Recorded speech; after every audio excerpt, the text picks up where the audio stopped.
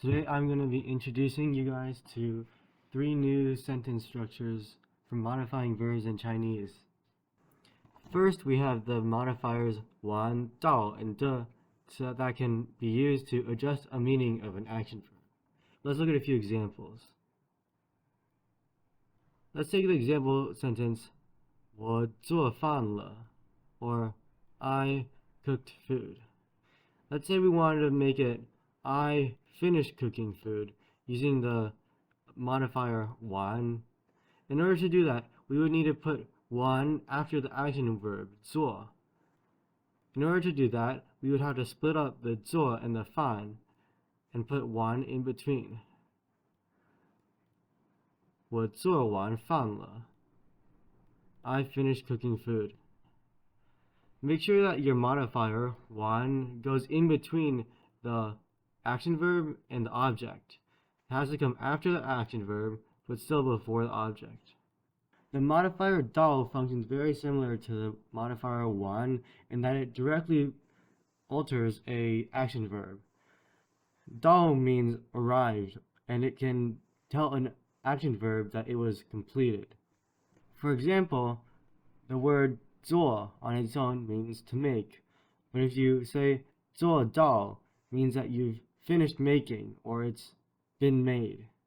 On its own, the word 跑 means to run, but when you add 到 to the end, it means that you ran and arrived, or you arrived by running.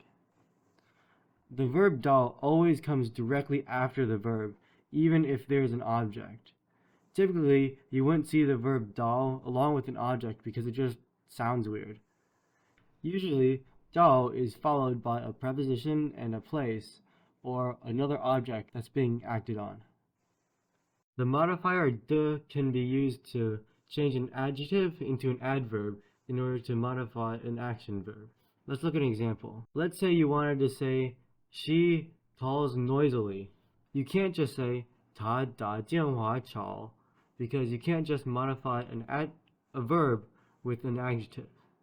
In order to use 吵 to modify 打电话, you need to use the modifier 的, and also split the subject and object.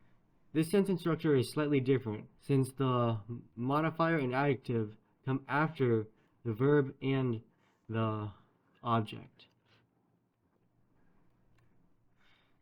In order to say that she dials noisily, you'd have to say 她打电话打得吵. This repeated action verb is required in order to modify the action. The verb 把 functions as an action verb, but it can only be used in certain circumstances. It means to put, and usually refers to putting something somewhere.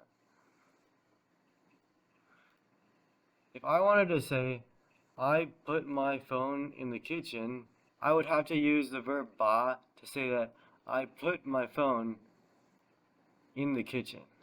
Additionally, there are certain prepositions other than 在 that require 把 to be used in order for it to be grammatically correct. If I wanted to say that I put my phone on the table, it seems intuitive to say 我放手机在桌子上. However, this 放 is not actually a verb, it's only a preposition. So it has to stay with the 在, and you can use 把 as action verb to say I placed my phone on top of the table. 放在 is a preposition stating where it is, and 把 turns into action verb. Let's look at another example. If you wanted to say, where did she put my fruit? You would have to use the verb 把 to show that she had put the fruit somewhere. 她把水果在哪里了? 把 functions best when it's used with a preposition to indicate the location of an object. 被 can indicate that something was done by something else. Let's look at an example. If you wanted to say that I was hit by a thief, you could say that the thief hit me, or you could use 被 to say that I was hit by a thief. 我被小偷打. Another example would be if you want to say that she was fooled by the child. You could say that the child fooled her. 孩子骗她, or the child is fooling her.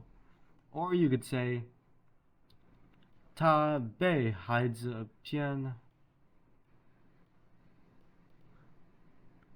which means that she was fooled by the child. English has a very similar phrase where you turn the child fooled her into she was fooled by the child. Bei functions similar to that was and can turn around the sentence by putting the object in the front and the subject in the middle with a verb in the end.